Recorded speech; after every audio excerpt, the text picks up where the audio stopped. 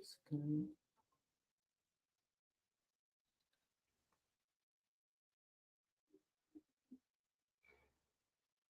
Let me check the YouTube live if that is Mhm. working fine.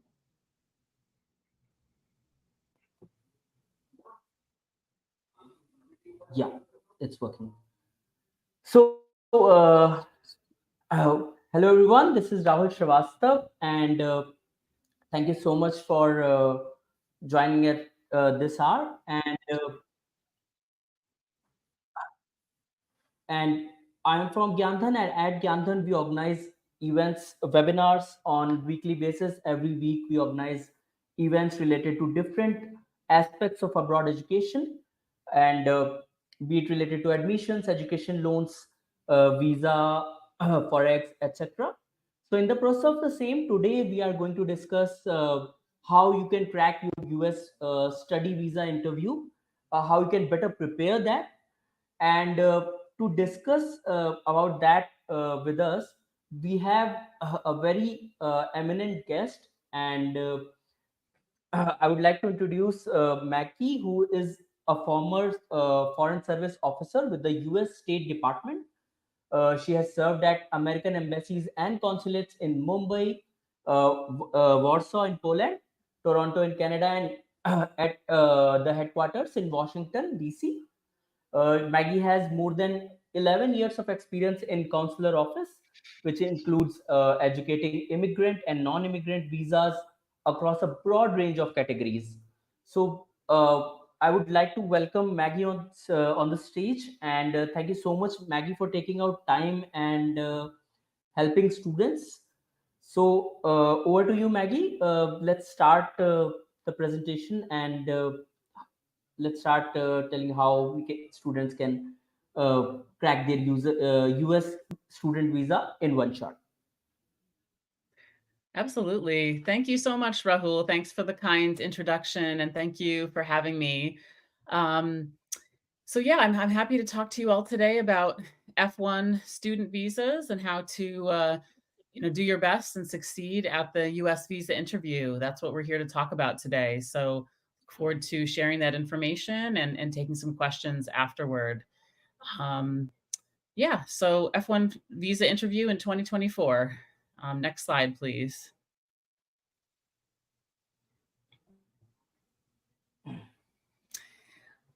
So I used to work for the U.S. government for over 11 years, and after I finished that work and left the government, I went to work for a company called Argo.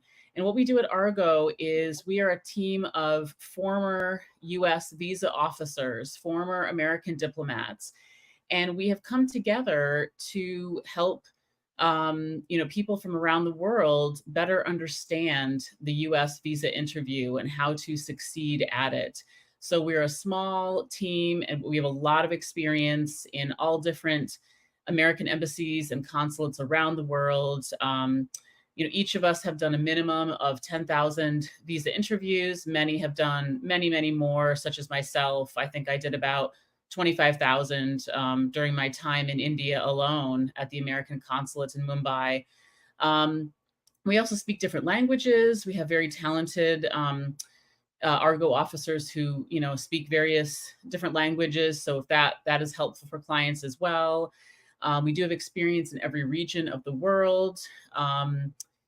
We're always adding new former visa officers, consular officers to our team. So, I think what we offer is really unique because we're able during these one-on-one consultations to really speak to people and give them that personal attention in terms of, what do you need to work on for your visa interview? What are your highlights that you can tell the visa officer? What are some of the hurdles that you might need to overcome? We can kind of analyze the strengths and weaknesses of a person's profile with regard to the visa interview and then help them to improve how they speak to the visa officer. And we offer mock interviews and it's all very personalized. So that's the Argo Visa former visa officer team.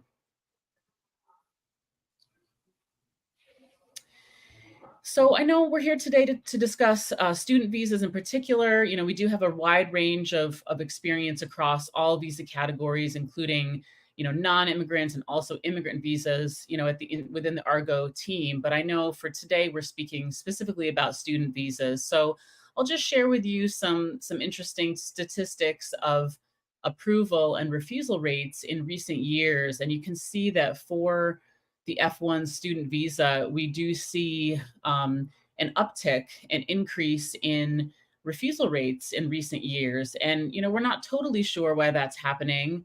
But that does mean that there is just higher risk when it comes to facing this student visa interview. So we do see that for the most recent year that we have information for 2023, there was a 36% refusal rate for student visas. And so that's more than 1 in 3 people will face a refusal. So, and each time you get refused a US visa, it does become more and more difficult to get approved. And so what part of what we aim to do at Argo is try to reach people before they get refused. Come and work with us before you've even had your first visa interview, because that's the time to prepare. That's the time to do the mock interviews, to find out what your strengths and weaknesses are, and then you can work on them, work on your presentation, work on your delivery, and then hopefully that puts you in the best possible position for an approval your very first time. So that's our message from Argo. Next slide, please. So some of the top challenges that we see, especially among student visa applicants, a lot of them, maybe they've done pretty well in their studies and they've been admitted to college, and they kind of think, oh, the visa application and the visa interview, that's going to be a formality. That's going to be easy. They don't really give it a lot of thought. They just sort of think, oh, it's just going to be rubber stamped and it's going to be fine. And I think that, one of the things that we try to convey is that, this is something that you have to prepare for. This is something that you have to convince the visa officer that you are eligible for, based on, US visa law. So, one of the most common complaints we hear from our clients is, oh, the visa officer just refused me and they didn't give me a chance to explain anything. And that's so common. It is a very short interview situation. It's usually 2 or 3 minutes that you have with the American visa officer to convince them that you are a credible student, to convince them that you plan to return to your home country. There's quite a lot that you really need to fit into that short time frame. So that's part of what we do at Argo, is we help people to package themselves in a way that makes them understandable to the visa officer, and helps them get through that. So one of the first things is that a visa applicant applying for the American visa, they are sort of guilty until proven innocent. And to explain that a bit more is that all student visa applicants are subject to what's called 214B, which is the intending immigrant part of US visa policy. And basically this means that all these visa applicants are presumed to be an intending immigrant unless they can demonstrate otherwise, unless they can convince the visa officer that actually they don't intend to immigrate to America. They intend to go back to their home country at the conclusion of their studies. But you can see how, at the very beginning, you're starting from a place of no. The visa officer starts from, I'm going to refuse this visa, and you have to get them to yes. And so it does require quite a bit of proactive work on your part as the applicant. And so that's why you need to prepare for it. Another thing is that students need to think about having effective communication skills. So they need to effectively communicate why they are qualified for this visa, which is a different skill set than maybe getting into a US university or doing an academic presentation or writing an academic paper. It's a different thing. So you're having to sell yourself almost. You have to you have to convince them that you are qualified for this visa. So that is something that students need to think about. The other piece of this is confidence. Um, Students need to project that confidence to the visa officer. They need to know what is expected of them, and then, very clearly demonstrate that confidence. Because if you don't have confidence in yourself during the US visa interview, then it's going to be very hard for the American visa officer to feel confident about approving your visa. So, confidence is really key. And I think that's also where we at Argo Visa can help our clients, because we do help them to increase their confidence through running those mock interviews, through asking those questions, through helping them practice and prepare, which does help to increase their confidence for the big day. And finally, I want to discuss some oh, just yeah, thanks, just that last bit about cultural context. So in a lot of cultures, for students that are living, obviously outside of America, they might think, oh, I'm interacting with a government official. I need to be overly deferential. I'm quite nervous. Maybe I won't make eye contact. Maybe I'll be quite quiet. Maybe I'll just sort of defer to the officer. And I think that it's important to think about the cultural context, because for an American, we're not a very formal or deferential society. We're quite sort of everyone's more or less equal. I mean, if you interact with a government official, you'll kind of speak to them like you would a colleague. You won't be overly formal. You won't say, oh, sir, or madam, or sort of. You have to sort of think about that, because you don't want to come off as too nervous. You want to make sure you get the words out in support of your application. You don't want to sort of look down at your feed and seem too overly nervous or formal. You want to kind of think about, this is an American I'm speaking to, and they're used to people being less formal in their dealings with each other. So just a little piece there that I think sometimes helps people to understand how to act when be respectful, of course, but, don't be overly formal. You don't have to say, oh, sir, oh, madam, et cetera. Just, that's not really necessary for the visa interview interaction. Next slide, please. So how can a student visa applicant overcome a lot of these challenges? Um, like I've been talking about, preparation is key. Thinking about this ahead of time, thinking about, how am I going to present myself? How am I going to discuss my qualifications for this visa? Why I deserve to be approved this visa? So the first part of that is understanding the requirements. What are the requirements of the visa category? What do I need to demonstrate to that visa officer? The second thing is knowing the strengths and the weaknesses of your situation.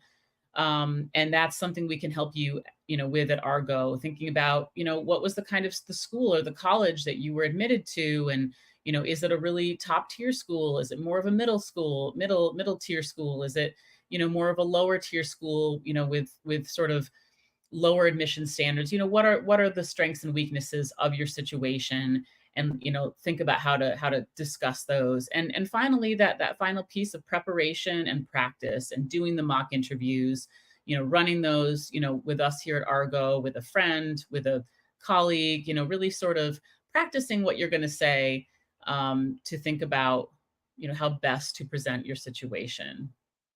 Next slide, please.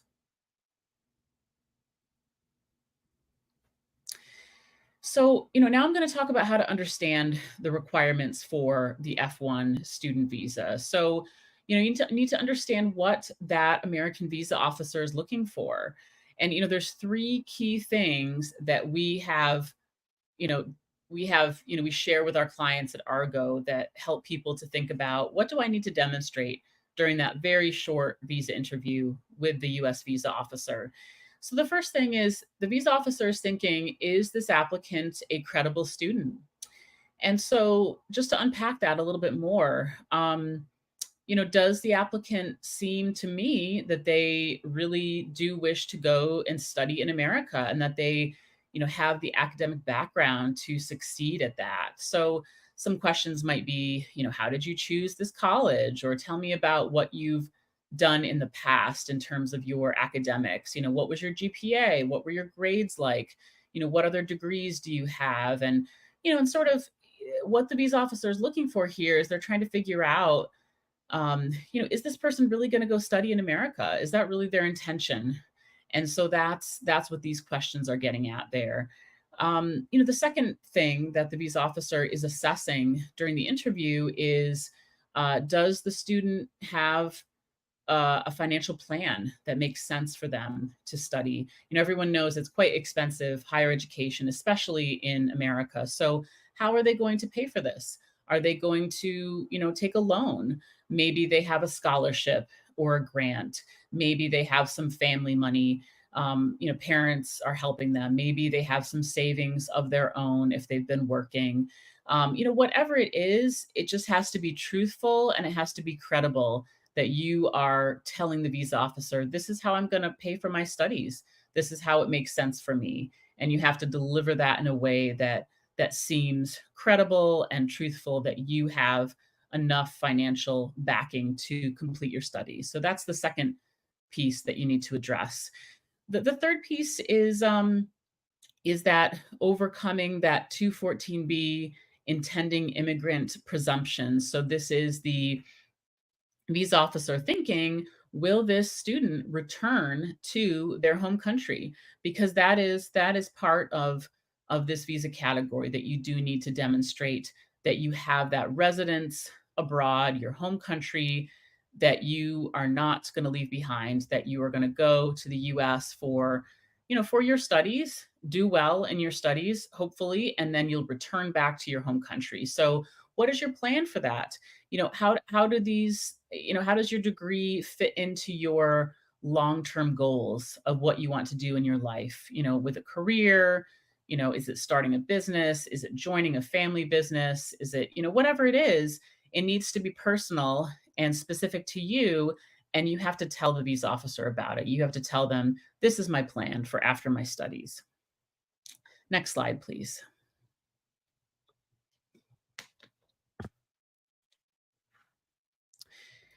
So the next part, I'm going to talk a little bit about the strengths and weaknesses that that we help people with our clients at Argo. So, and these are a little more general. People will have very specific strengths and weaknesses depending on their situation. But just to talk about some of the strengths that people could talk about. Are there some good opportunities in their home country in terms of careers? Maybe there's a growing industry in technology or finance or whatever it is, and maybe you wish to join that once you finish your degree. That's a good thing to talk about if there are some career opportunities for you back in your home country. The next thing is, if you have a clear vision and a plan of your goals. So again, how does doing this degree fit in with your next steps in your life? It has to make sense to the visa officer. What kind of university were you accepted to? Was it quite a good one that has very high standards for admission? That's great if you fall into that category. Even if you don't, if you got into a middle tier or a lower tier school, it doesn't mean you can't get your visa. It means you need to explain why this makes sense to you, why this was the right program for you, the right university. Make it personal. Lastly, if you've got some previous international travel, that is great too. That shows that you have the resources to travel and to, most likely to embark on a U.S. higher education program. So, that's always great. And then I would also add to strengths, the financial piece. Do you have some solid financial backing, no matter where that's coming from? If it's a scholarship, a loan, a grant, savings, whatever it is, just be ready to be specific about it. So turning to the weaknesses part, just to talk about a few more general ones. Sometimes it can be a weakness if you do have family members in the United States, for example, siblings that maybe they've gone to the US and they haven't returned after their studies. So, that can be something that can can be difficult to explain, what are they doing over there? What's their visa category, et cetera, et cetera. So, that's something that, especially, we here at Argo, we can help you to figure out how to talk about that, because that can be hard when you do have um, family ties to America. And also that, that lack of commitment to returning. If people, are not able to demonstrate that, that's going to be difficult for the visa officer to approve their visa. So you do need to think about, what your solid plan is for discussing your plans for return.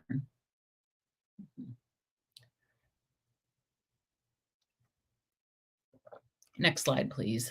Thank you. So, what we advise at Argo is to prepare and to practice, but also you don't want to memorize something. I know I worked at the American consulate in Mumbai for 2 years, and I was on the visa line, and I did all different types of visas, and I did them all day long. I would speak to, 100, 120, maybe upwards of, more than 120 people a day. And so many of them were students, especially this time of year. And I would see the same things over and over again. Students would come in and they would think, well, I have to say the right thing to the visa officer, so I'm gonna memorize something. I'm gonna memorize like a little speech, and then I'm gonna deliver it as soon as I get in front of the visa officer. And so they would always say the same things. They would sort of say, well, I want to go to University X because there's 100 acres of green grass there, and the student to faculty ratio is so good, and I really like Professor so and so, and blah. It was very kind of boilerplate, basic information that anyone could get from the university website, very sort of general stuff. And I think that, it's really sort of a bad look for the visa applicant, because for one thing, it's very boring for the visa officer to be hearing the same thing over and over again from the people, but it also just doesn't give them a lot of personal information about you as a person. And so, they what they really want to know is, why did you choose this particular university? I don't want to know about, its statistics and how many professors it has and how many acres of green campus it has. I don't want to know all that stuff. I want to know about you as a person, and I want to see a bit of personality behind it. So if you are choosing a particular program, maybe you're passionate about computer science or biology, or studying for an MBA, or whatever it is, but add that personality in, add that sort of, personal flavor, and really kind of, let them see some passion there. Let them see a bit of your personality. Don't walk in like a robot, like so many other students, and start, reciting a memorized speech about the college, because it just, it can result in an almost automatic refusal, for one thing, but it also just doesn't give the visa officer information about you that they need to try to make that approval. So don't memorize the speech. Really think about how this fits in with your life. I want to go to this university and study here and do well, because after graduation, I'm going to be able to do X, Y, and Z in my home country, something like that. I mean, that's very basic, but you want to really make it personal, make it kind of come alive for the visa officer. Tell them something interesting about yourself. Kind of break up the monotony of their day. You think about having to talk to 120 student visa applicants during the course of a day. That can get very boring, very monotonous, especially if everyone's saying the same thing. So make yourself stand out a bit. Really kind of think about what makes you different than the other ones. What makes you special, and maybe offer them something a little bit different. That's always, that's a great way to let them know that you're really genuine about your desire to study in America. Be natural. Don't be overly stiff or formal or wooden. Definitely don't, like I said before, don't do that memorized speech or script. Try to be a little more natural, and just like you're having a conversation with a colleague. I mean, I know you want to say the right thing, and everybody does, but it will come off a lot better to the visa officer if you are just yourself, if you act like yourself, but you still, you still cover those important bases of, that you're a genuine student, you've got the financial backing for your studies, and you have a plan to return home. So you're keeping those three things in mind, but you're delivering them in a very natural way that lets your personality and your passion for studying shine through. That's a winning formula. I think that will help you, and help you, have the best possible chance of success. Next slide, please. So how can Argo Visa help you? So if you'd like to get in touch with us, we'd love to hear from you. We are a friendly, small bunch. We love to hear from people, how we can help them. We can offer you some tailored advice based on your strengths and weaknesses. We can run mock interviews with you to help you get that practice in, help you figure out, okay, this is what I want to say. Help me say it better. Help me with my delivery. Help me, make myself stronger when I present myself.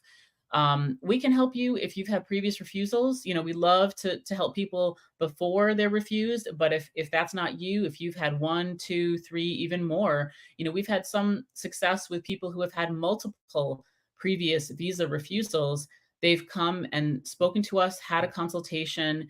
We have helped them to present their situation in a new way, help the visa officer to see them in a new light, and they've gotten approved. So we've seen it all at Argo. We've seen people who are going to top tier Ivy League schools who have, seem to have everything in order, and they've gotten rejected. We've also seen, people with multiple previous refusals who, after our consultation help, they have been approved. So, we can help you. We can help you try to turn things around if you've not had success in the past. But even if you're just very nervous and you think, I really want to get this right, this is important for me in my future to get this visa approved, and it's not guaranteed. So I'd like to have some professional expert help from Argo Visa before my very first visa interview. We would love to hear from you. So send us an email. Our email address is hello@argovisa.com.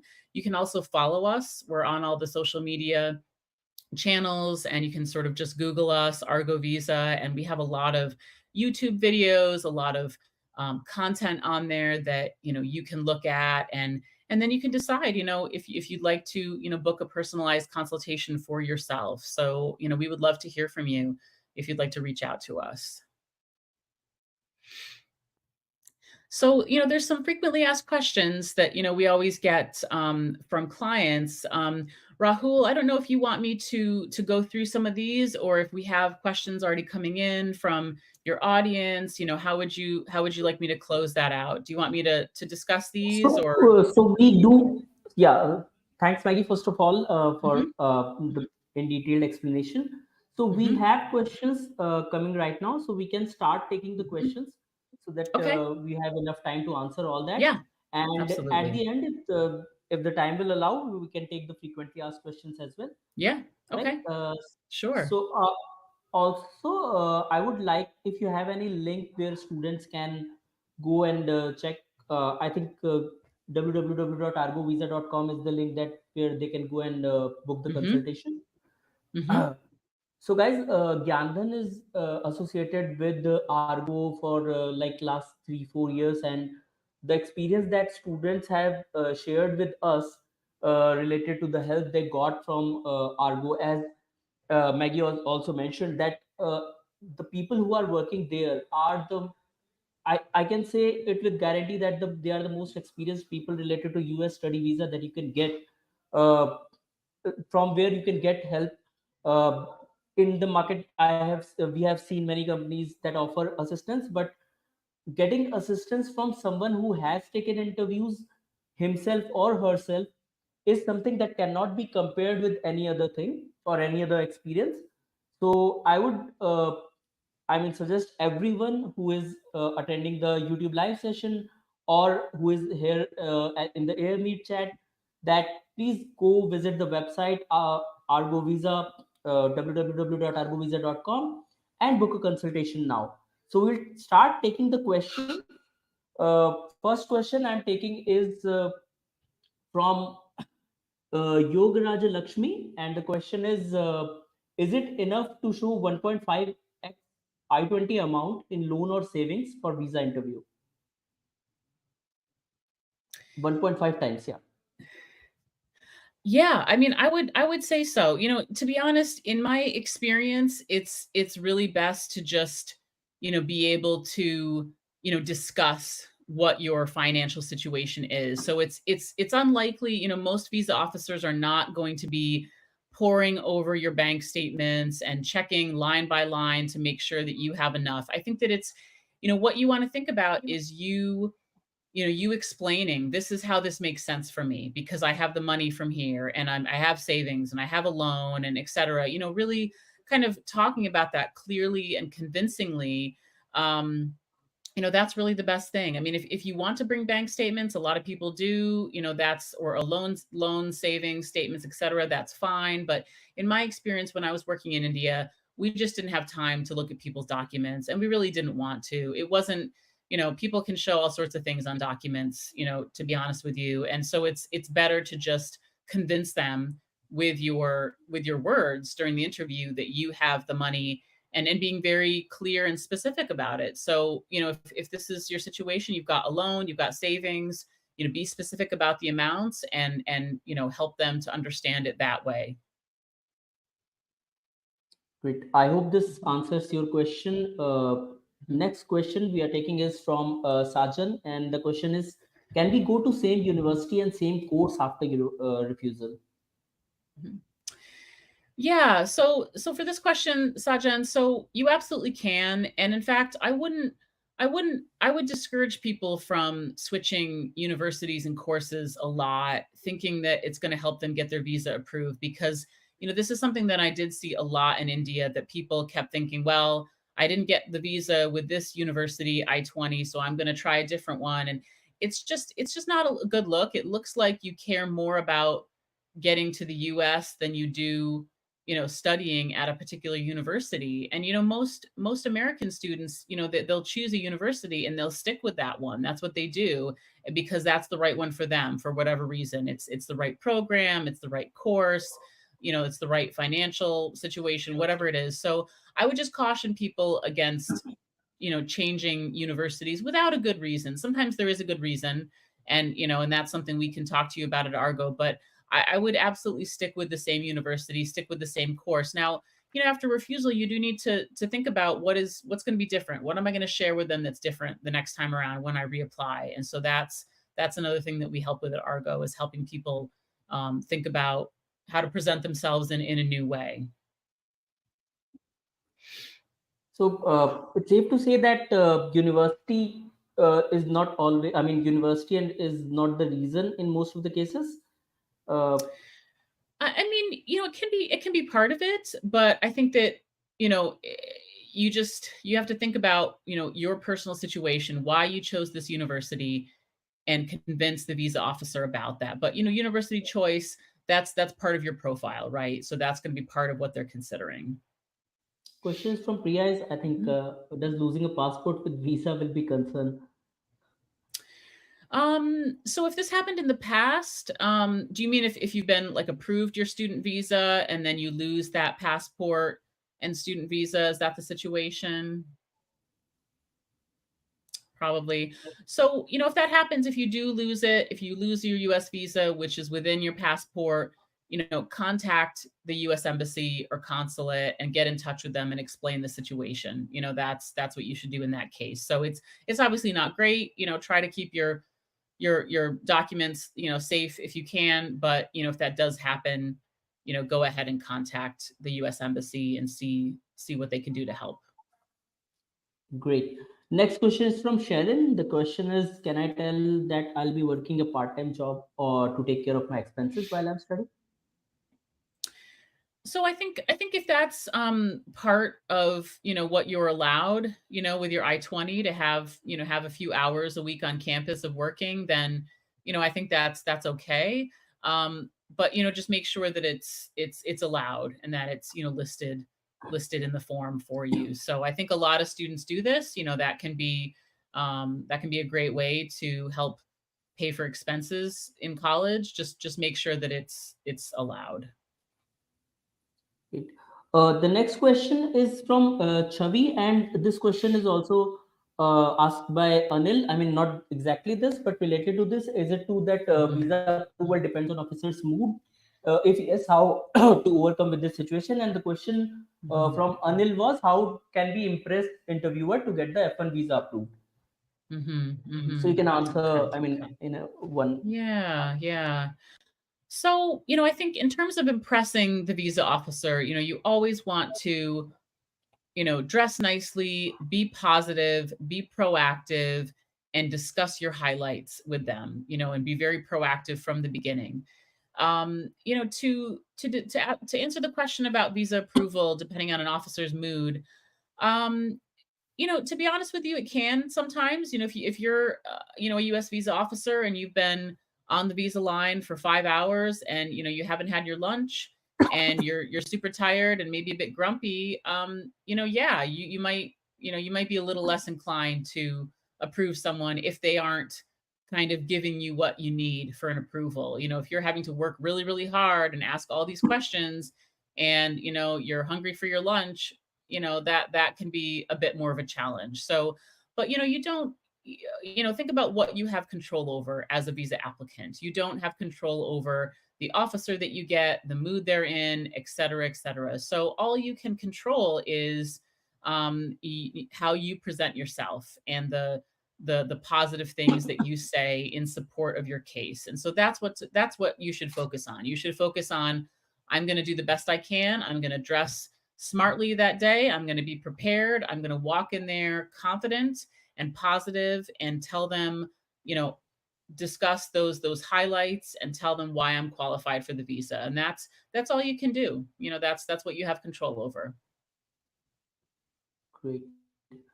Next question is from Ganesh. I think I assume our answer would be very similar to the last question, that how to deal with visa officer if he refuses the applicant before me. Yeah, I think in this case, just try to think to yourself, I'm getting a clean slate. This is a fresh application, and I can say that is true. Like each person is decided on on their own merits. Each situation is unique, and just because the previous person was refused does not mean that you automatically will be. You may have very different situations going on, and so to the extent you can, I would just walk in there confident and be prepared to discuss your highlights and the positive things about your case, and try to push that out of your head as best you can. If you've seen someone else be refused, well, that's someone else. You're different. Here's your fresh chance to discuss your qualifications. Next question is from Mansi, and the question is, I would like to ask that I already got an I-20 from Webster. So is it good in terms of success rate? And may I seek help from your side to prepare for KY interview only? Mhm. So, I'm not sure about, success rates in terms of individual universities, so I can't really speak to that. But absolutely, if you'd like to get in touch with us at Argo, Menchie, and, we would be happy to help you prepare for the interview, with whatever college that you're applying to. Absolutely. We'd love to hear from you. Drop us an email.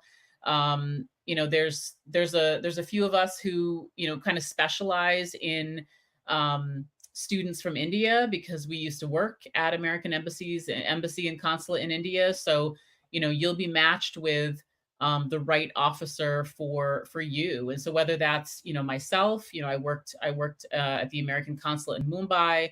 I have a few other team members as well who also have expertise in India. So we would love to hear from you guys. Get in touch, and we'll do our best to help you prepare. Next question is from Surya, and the question is, does age really matter when it comes to F1 visa approval? Mhm. So yeah, this is a great question, and this is one that we get a fair amount when it comes to what we call mature students or non-traditional students who are maybe in their 30s or 40s or beyond, and they wish to study in the United States. And so, I think that it is part of your profile. It's part of the package that you're presenting to the visa officer. But I think that in some ways it can be an opportunity because you can help them understand why this makes sense for you. So maybe you are a mid career professional, as in you've worked a bit, and now you want to go back to school to do that MBA, to do that master's in finance, whatever it is. And then you want to, this is going to help you improve your career. And so I think that's kind of a great narrative you can share if that makes sense for you. So, yeah, talk about why does this make sense for you at this age to go back and study? And for a lot of people nowadays, it does make sense. They want to improve their career. They want to become a manager. They want to make more money. They want to move up that ladder, and having a degree from America will help them do that. So, just think about how are you going to explain that to the visa officer that this makes sense for you. And so it definitely is something to think about. I think non-traditional or mature students, they may have a bit more explaining to do, but I absolutely think that you can turn it into a positive if you discuss it, talk about it the right way. So, thanks for your question. Great. So the next question is that does marital status affect the approval of visa?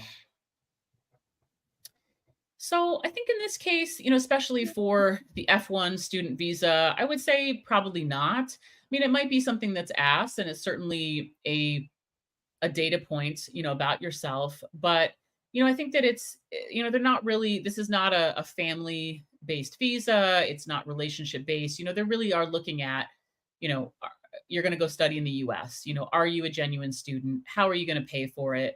Are you going to return to your home country? So they're not really looking so much at your marital status as such. Next question is how to answer that. What change you have made in your profile if you are going to same university?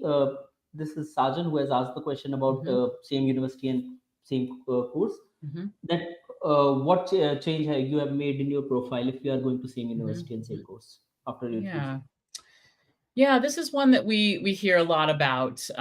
People who have had a previous refusal and they want to try again, and they're wondering, how can I present myself differently? How can I, if I get that question, what has changed? How am I going to answer it? So this is something that we help people with at Argo a lot about how to formulate the right response. So, in broadly, I think you need to think about what did the previous visa officer not understand about my situation, and that's the information that you share with them. That's the information that you lead with. So you think about what are my highlights, what are the positive things, and this is what I share with them. So what didn't they understand last time?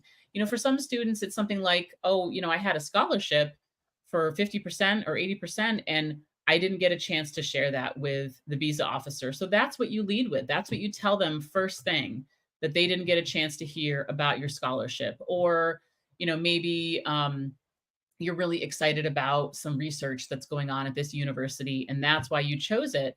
Well, you didn't get a chance to share that the first time around. That's what you're going to share with them. So, some new and compelling, interesting bit of information, that's what you're going to offer up to the officer the second time around.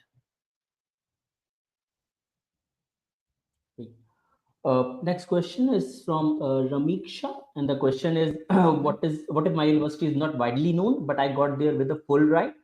Can I mention about my scholarship if asked for why this university?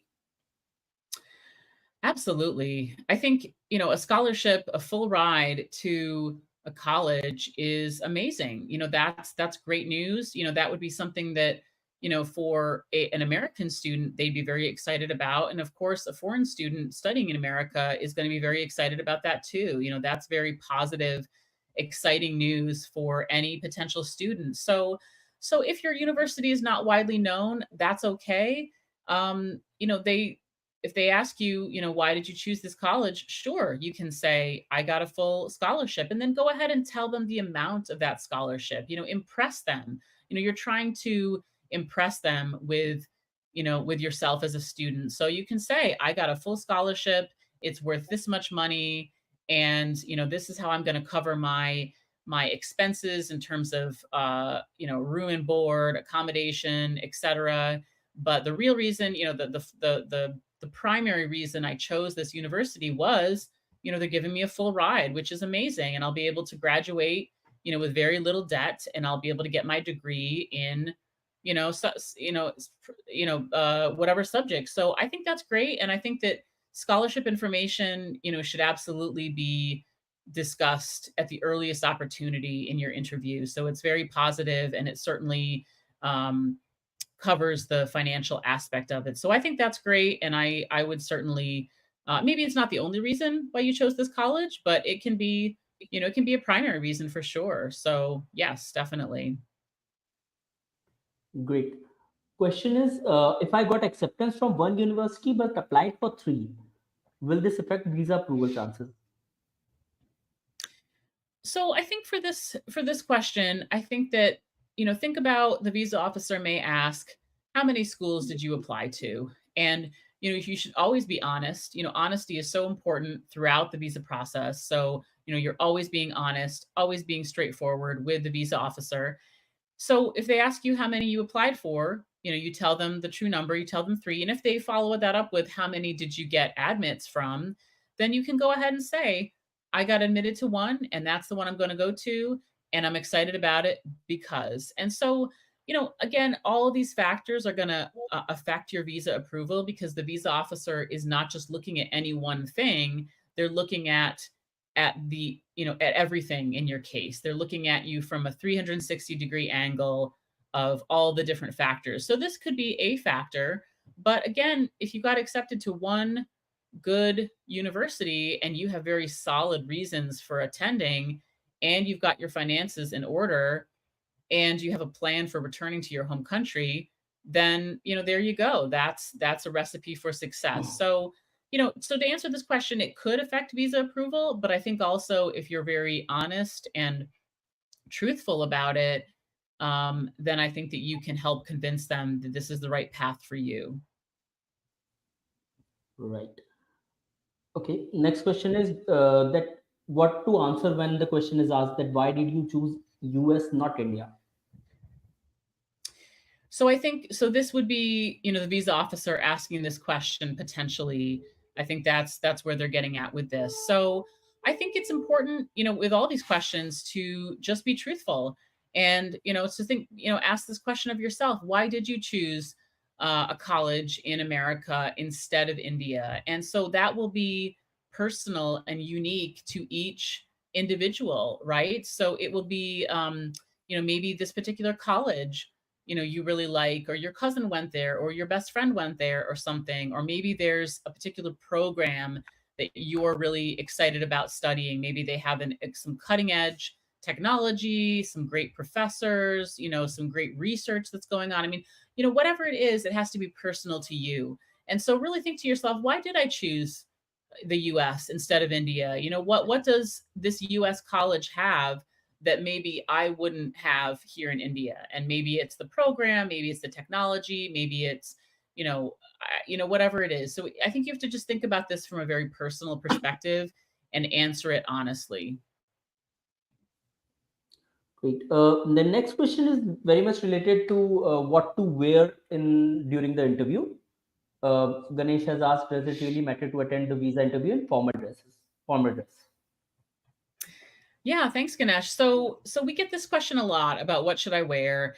And so I would say, if you're applying for a student visa, you're a student, you don't need to dress super formally, unless that's what you want to do. I think it's enough to just dress in, like, business casual, dress nicely. You're a student, you're not expected to have a three-piece suit, or, a very fancy outfit. You may not be in the working world yet. You may not have a full business wardrobe, which is fine. I think it's important to just think about looking nice, looking, having your appearance look, like you've taken a bit of, like, you're taking it seriously. If you were going to a job interview, what would you wear? You would wear something that looked nice, not super formal. You're not going to a super formal event, but, looking nice, looking serious, looking like you're taking it seriously. So So I would say not dressing formally, but dressing nicely, dressing business casual, dressing, what you would wear if you were going to a job interview, and just sort of, um, showing that you're a serious student, taking this process seriously. Great. Next question is from Aditi, that whether expensive university, does it affect the visa if I'm Hmm. going to any expensive university? Hmm. Okay. Maybe it can be Yeah. So, private where yeah. admission is comparatively easier, but the cost is high. Okay. Okay.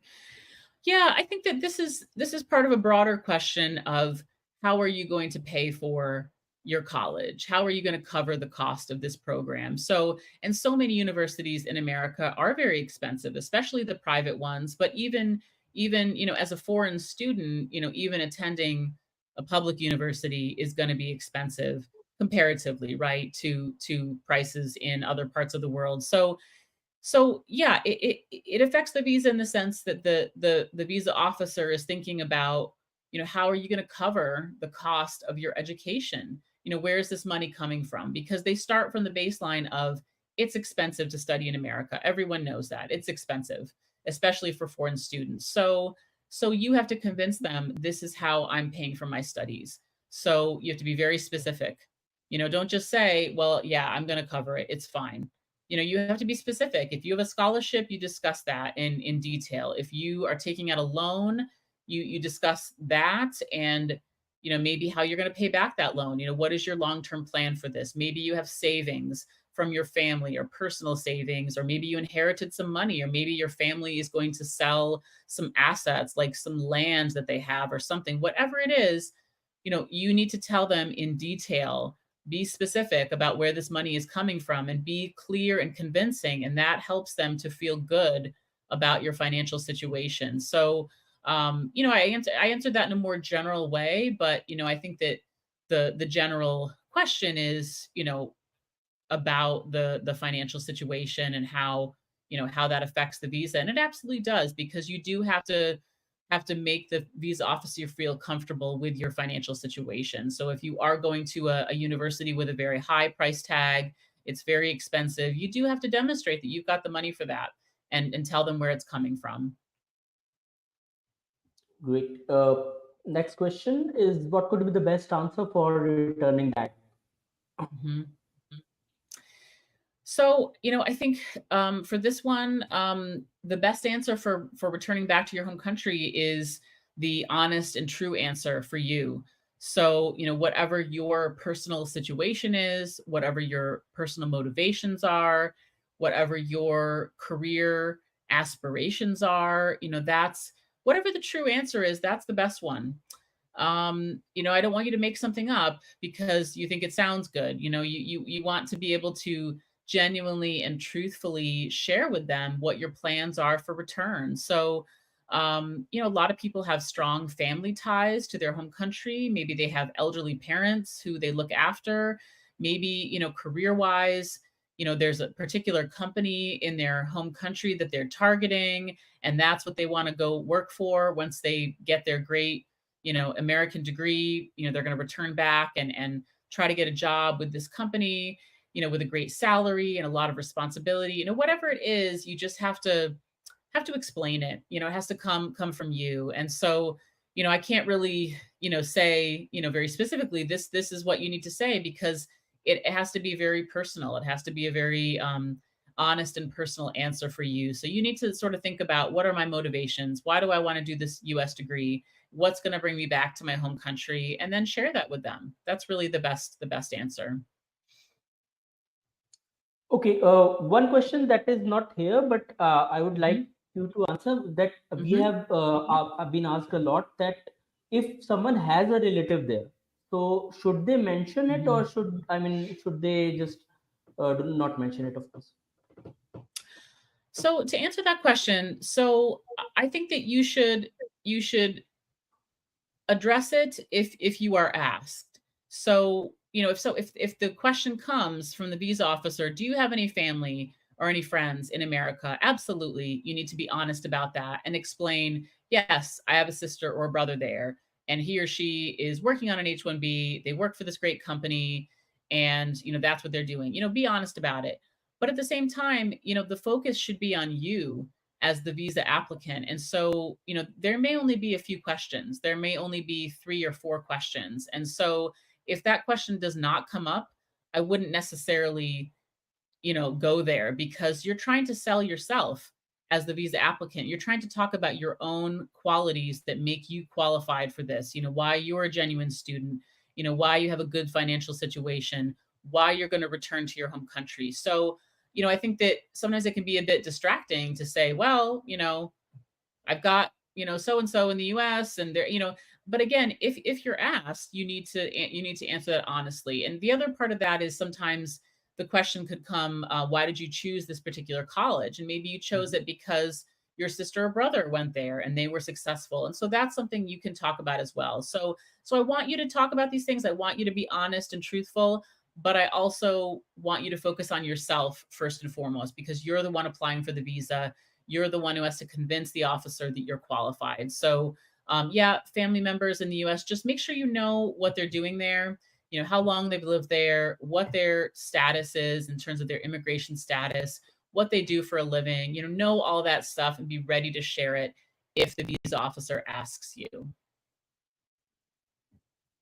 Great. We will just take one or two more questions at max, Mm-hmm. because we are Mm-hmm. running out of time. One Mm-hmm. question I want to take is from Vikram, and the question is: I'm visually Mm-hmm. impaired, got acceptance from Berkeley College of Music. Can I take my parents with me to interview, or would they provide assistance? Mm-hmm. Yeah, this is a good question, Vikram. So I think that if you have some special needs in terms of accommodation, I would get in touch with the U.S. Embassy or consulate that you're applying at and explain the situation and ask if they can make some reasonable accommodations for you. So, and in my experience, this is possible. So I would go ahead and reach out to them by email, explain the situation, and ask if you can take your parent with you, if you need some help getting around the embassy, etc. So I think that that's normally possible, but I would definitely try to let them know ahead of time so that they can be ready for you. Great. So I would take the last question of the evening, as we are coming towards the end Mhm. of the session.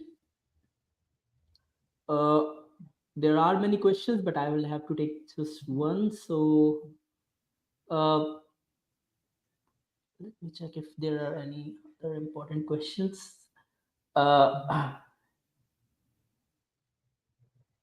yeah, I'm taking this question because almost every other question is covered in some way or other manner. So this Mhm. question is, if Mhm. without so question is basically, if we are taking admission without any English exam, let's say TOEFL or so, to university. So is visa approval? I mean, is there any risk to the visa approval? Mhm. Or let's say you can answer for the same. For there are many colleges that have stopped taking GRE exam as a mandatory process, mandatory test, right? uh, since COVID, many colleges have Mhm. stopped taking GRE as a mandatory test.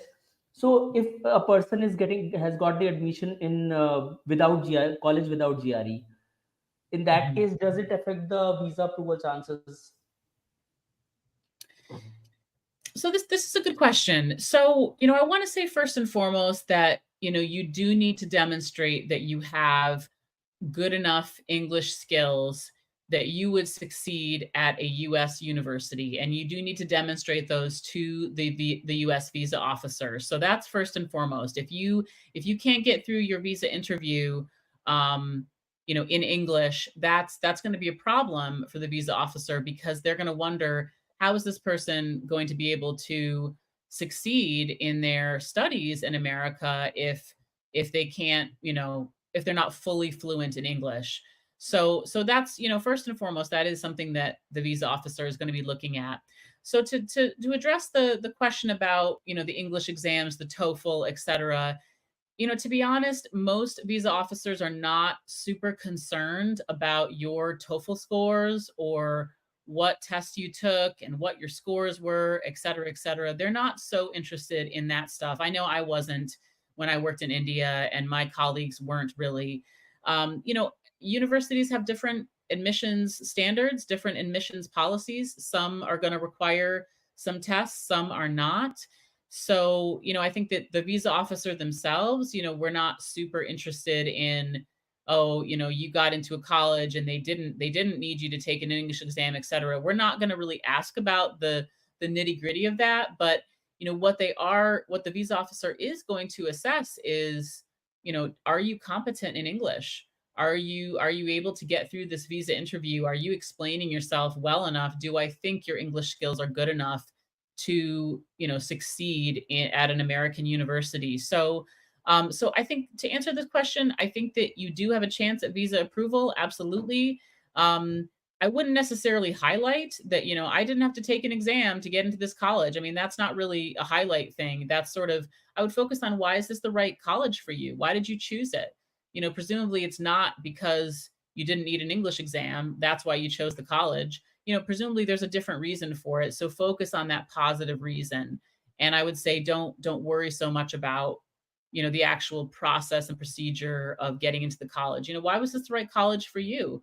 You know, what is this going to give you? You know, this program, this course of study, how is it going to help you with your future career, your future life? So I would say, yeah, it's you know, I think that you do have a chance at approval, you know, no matter which college you go to. And if it's one that has maybe some lower admission standards, then, you know, that might need some explaining. You know, might need to explain, you know, why you chose this particular college, and you know, a bit about your academic records. So but I don't think that the visa officer is super focused on, you know, any particular exam and your score for it. They're focused on more, okay, which college did you get into, and why did you choose this college? Why is this the right one for you?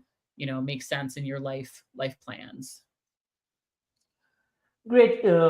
Thank you so much for answering all the questions. Everyone who has attended this session, I know we are not able to take a few questions, but the answers that are given, I think they cover almost every question. Not exactly the very person or case specific question, but for that, I would recommend you guys to please get in touch with Argo.